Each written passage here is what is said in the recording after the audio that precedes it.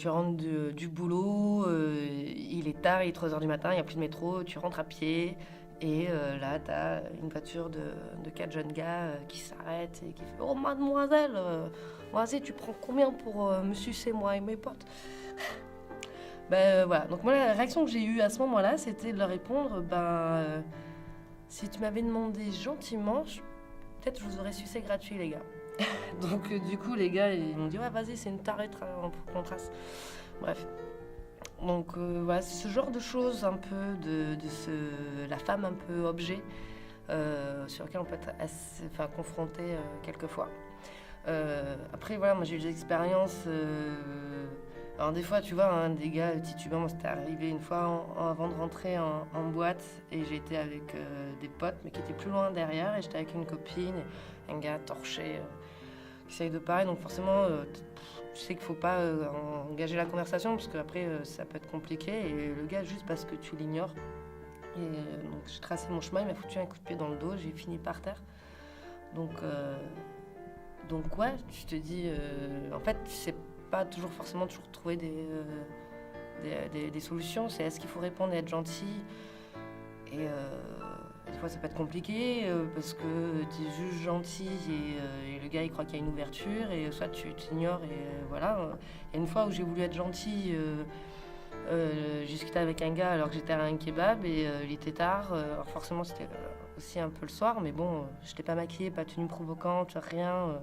Juste je rentrais chez moi et le gars qui était plutôt cool, qui prenait son kebab aussi et qui allait dans la même direction, on discute. Il n'y avait rien Enfin voilà, il n'y avait aucune ouverture, on parlait de tout et de rien et le gars il a insisté. Enfin après, quand j'ai pas dit où j'habitais, mais j'ai voulu qu'il me laisse devant la rue. Et il a insisté pour m'amener devant l'immeuble. Et arrivé devant l'immeuble, j'étais un peu gênée. Et du coup, il y avait un sas dans l'immeuble. Et je voulais pas... je voulais surtout pas le faire rentrer dans l'immeuble. Et du coup, je savais que le code allait ouvrir les 2 sas, mais lui, il le savait pas. Donc je tape mon code et je rentre dans le premier sas et je veux refermer la porte. Et puis donc lui, il vient et je lui fais « Mais qu'est-ce que tu fais là ?» Et le gars, il commence à me sauter dessus, à m'embrasser et tout. Et je sais pas trop comment réagir à ce moment-là. Il était cool, j'ai pas compris. Il y avait rien de... Et là, le gars... qui fait 3 fois ma taille, hyper costaud, je me suis dit, je fais quoi? Je m'énerve, je le tape. Non, il peut m'en mettre une et je finis par terre. Donc j'ai été super cool et je l'ai joué en mode ouais, non, mais attends, t'étais cool, on a bien discuté. À la rigueur, je te passe mon 06 et tu me rappelles. Et voilà, là, je suis fatiguée, je veux rentrer. Et en fait, j'ai réussi à le mettre dehors comme ça. Donc je lui ai donné un faux numéro, forcément. Et voilà, et du coup, il est resté un peu con et il est parti. Et j'ai pu éviter le conflit comme ça. Mais après, arrivé chez moi, j'étais un peu perturbée forcément parce que c'est pas évident de gérer ce genre de choses. Avec un couple d'amis, c'est la femme qui conduisait, c'est parce qu'ils conduisaient en voiture. Le vendeur sans arrêt, il disait non mais que là le mec, que monsieur il prenne le volant alors si vous voulez essayer, que monsieur prenne le volant, il avait même pas son permis de conduire. Quoi. Il a essayé d'expliquer, lui en plus c'était un pote quoi, il comprend. Il a essayé d'expliquer, non, hors de question. Pour une femme acheter une camionnette, c'est pas facile du tout. Quoi. Ça m'est arrivé, soit le vendeur il est là, il veut pas que je prenne le volant, il veut pas que je l'essaye. Et il va refuser jusqu'à la fin, il va refuser que j'essaye la camionnette. Il veut bien lui me faire la démonstration. J'aurais été un homme, voilà, on discutait, il l'a passé quoi. Mais là je suis une femme, non, c'est hors de question. Non, c'est con quoi. C'est con, c'est juste con quoi.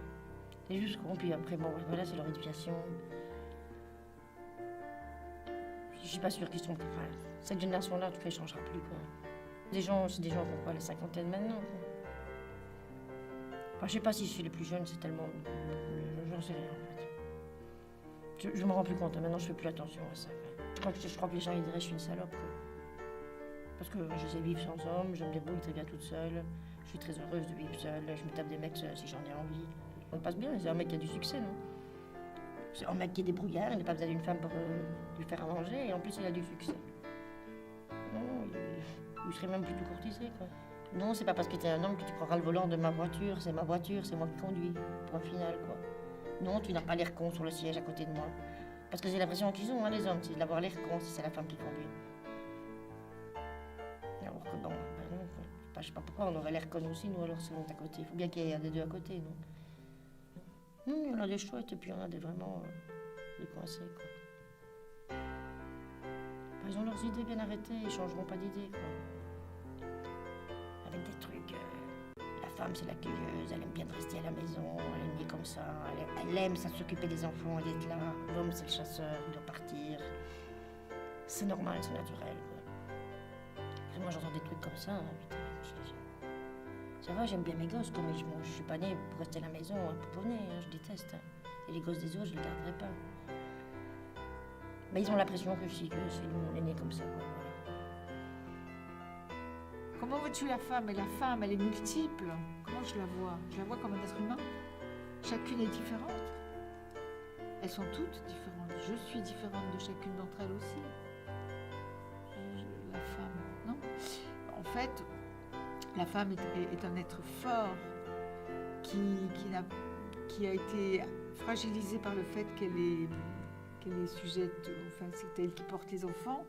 Donc pendant quelques mois, au moment de l'enfantement, pendant le temps où elle s'occupe de son bébé nourrisson, elle est plus faible que l'homme. Donc l'homme a pris le pouvoir par rapport à ça. Mais c'est historique, c'est pas génétique. Et il y a des civilisations où la femme a la prééminence. C'est elle qui, par exemple, c'est elle qui donne la lignée.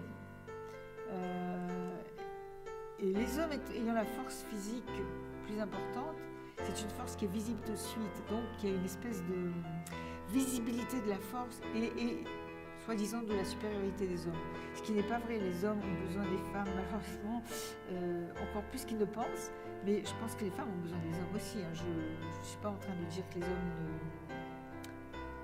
hommes ne sont rien. Simplement que les femmes sont malgré tout supérieures aux hommes. Dans leur façon de penser, dans leur façon de régler les problèmes, mais pas dans leur force musculaire.